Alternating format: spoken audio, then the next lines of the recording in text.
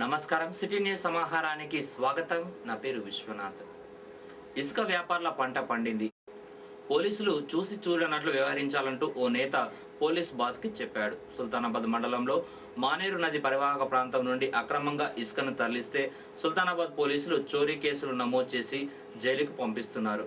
చేసేదేమీ లేక ఎంపీ వివేక్ను కలిసి ఇసుక మాఫియా మొరపెట్టుకున్నారు. ఎంపీ డివిజన్లోని పోలీస్ బాస్కు ఫోన్ చేసి చెప్పాడు. స్వయంగా ఎస్ఐ జగదీష్తో కూడా చెప్పారు. లారీలతో ఇసుకను తరలించకుండా ఇంటి అవసరాల కోసం ట్రాక్టర్ల ద్వారా ఇసుకను సంబంధిత విఆర్ఓ ద్వారా టోకెన్ తీసుకుని వెళ్లాలని ఎంపీ సూచించారు.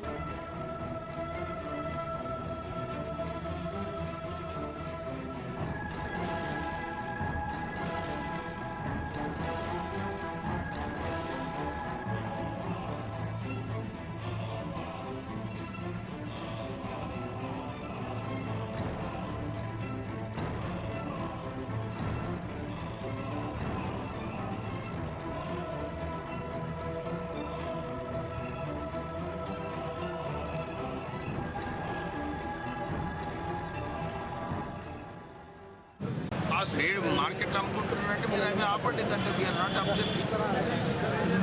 ఇల్లు కట్టుకొని ఎప్పుడైనా కార్ ట్రాక్టర్ వేరు వీళ్ళు ఎక్కువ లారీలు పోతాయి ఇల్లు ట్రేడింగ్ కోసం.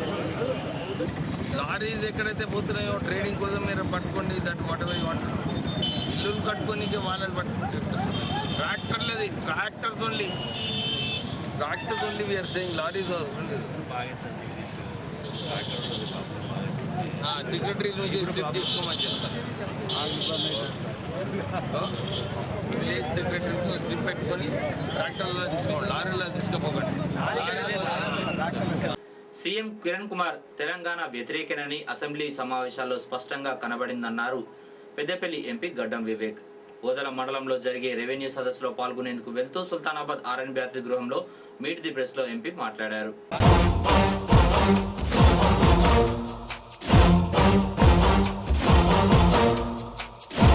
ముఖ్యమంత్రి తెలంగాణ వ్యతిరేకి అని చెప్పి మొదటి నుంచే చెప్పడం జరిగింది. తెలంగాణ ప్రాంతానికి అన్యాయం చేయాలని ఏదైతే ఆయన కోరిక ఉందో, చాలా చోట్ల చూసినప్పుడు కూడా తెలంగాణకి వాటర్లు ఏదైతే రావడం లేదు. నేషనల్ హైవేస్లో కూడా 40% కోటా ఏదైతే తెలంగాణ ప్రాంతానికి రావాలో అది కూడా ఇవ్వలేదు. మేమందరం తెలంగాణ కాంగ్రెస్ ఎంపీస్ పోట్లాడి ఆ 40% తెలంగాణ ప్రాంతానికి రెస్టోర్ చేయించడం జరిగింది. రైల్వే ప్రైవేట్ పబ్లిక్ అంటే రాష్ట్ర ప్రభుత్వము రైల్వేస్ 50% కాంట్రిబ్యూషన్తో ఏదైతే ప్రాజెక్ట్స్ చేయాలో దీంట్లో కూడా తెలంగాణ ప్రాంతానికి అన్యాయం చేయడం జరిగింది. కానీ మేము మళ్ళీ కొట్లాడి ఈ రామగుండం మనుగూరు ప్రాజెక్ట్ కూడా ఈ 50-50లో యాడ్ చేయడం జరిగింది.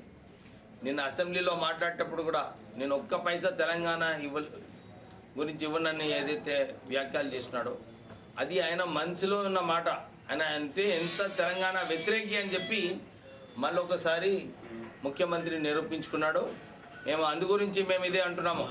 కాంగ్రెస్ పార్టీ ఏదైతే మేనిఫెస్టోలో పెట్టినారో, సోనియా గాంధీ గారు పబ్లిక్ మీటింగ్స్లో ఏదైతే మాట ఇచ్చినారో తెలంగాణ ఇస్తామని చెప్పి, కేంద్ర ప్రభుత్వం 9వ డిసెంబర్ నాడు మేము తెలంగాణ ఇస్తున్నామని చెప్పి ఏదైతే ప్రకటన చేసినారో దాన్ని అమలు చేయమని చెప్పి మేమందరం కూడా డిమాండ్ చేస్తున్నాము.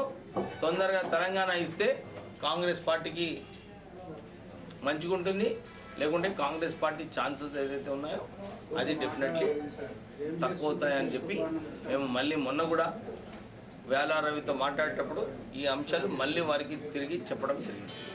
పెద్ద చెరువులోంచి అక్రమంగా కాలువను తీసి బావుల్లోకి నీటిని తరలిస్తున్న రైతుల కరెంటు మోటార్లను తీసి తహసీల్దార్ ఆఫీస్కు తరలించారు చెరువు నీటి సంఘం నేతలు. సుల్తానాబాద్ ఊర చెరువులోకి ఎస్ఆర్ఎస్పీ కెనాల్ నీటిని గత కొద్ది రోజులుగా ఆ సంఘం నేతలు రైతులు రాత్రింబవళ్లు చెరువులోకి నింపుతున్నారు. పక్కనే ఉన్న హన్మల్లపల్లి రైతులు చెరువులోని నీటిని కాలువలు తీసి ఆ నీటిని తమ బావుల్లోకి తరలించడంపై చెరువు కట్ట కింది రైతులు సంబంధిత అధికారులకు ఫిర్యాదు చేశారు.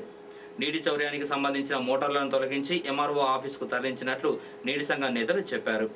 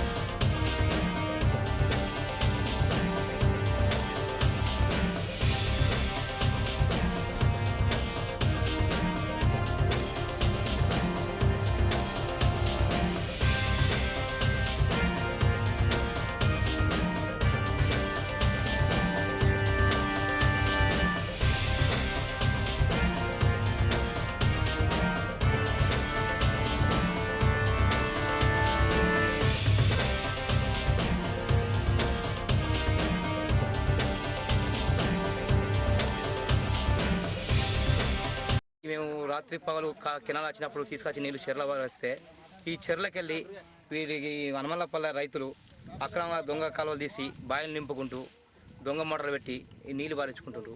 ఈ చెరువు ఇంకా రైతులు మొత్తం ఎండిపోయి అలా నీళ్లు పారడం లేదు.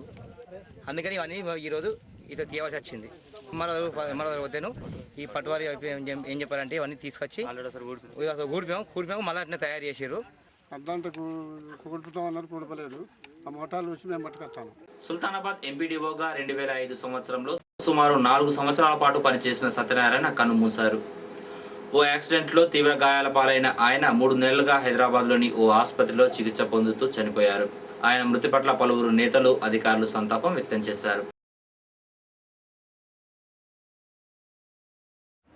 ఎలిగేడు మండలం ఉప్పుతోడ గ్రామానికి చెందిన కనుకుంట్ల మైసయ్య అనే 45 సంవత్సరాల రైతు కరెంట్ షాక్తో చనిపోయాడు. తన పొలం వద్ద కరెంటు మోటార్ ఆన్ చేయడానికి వెళ్లి ప్రమాదవశాత్తు మృతి చెందాడని కేసు నమోదు చేసి దర్యాప్తు చేస్తున్నట్లు జూలపల్లి ఎస్ఐ లక్ష్మీనారాయణ చెప్పారు. సుల్తానాబాద్ మండలం గర్రెపల్లి పశువుల సంత వేలంపాట శుక్రవారం జరిగింది. 3,80,000 రూపాయలకు తిరిగి అవధూర్తి శ్రీనివాస్ కైవసం చేసుకున్నారు. సుల్తానాబాద్ లో టీఆర్ఎస్ జిల్లా అధ్యక్షుడు ఈదే శంకరెడ్డి మీట్ ది ప్రెస్ లో మాట్లాడారు. ఒకసారి ఆ విజువల్స్ చూద్దాం.